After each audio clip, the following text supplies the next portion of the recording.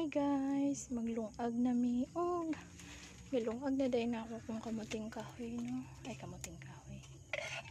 Kamuting kahoy kamansi di ay guys, dara guys. Dagang kay sabaw. Wala pa siya. So ano yung mga ganahan sa bukid guys, kay mo bitong kahoy anli. Bisang pagkuan di jud ka magkulang like that. Grabe ka. Sabi ka lami sa among sugnod guys.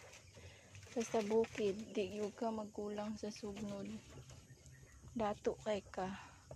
Ug sugnod basta taga bukid ka. Kaway-kaway sa mga taga bukid din pareha namo. Di dagang kay sugnod.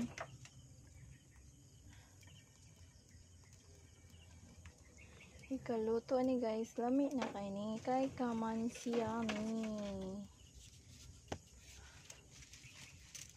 Ganahan jud na ako isugnod kaning lukay guys, kay nigtayo mo sa lukay masiga jud na siya dayon. So inana dali ra ka na siya maluto kay banata na tong sugnod, kay lagi anli ang sugnod sa bukid. Di na siya kaginhawa. Siya daghan na kay ni, di na ko kaginhawa. Bala na basta maluto lang kadayon.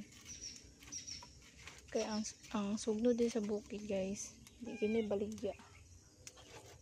Hindi ka magamit og piso diri ang imo kay kakugi ra jud, kinahanglan kugyan ka mga hoy.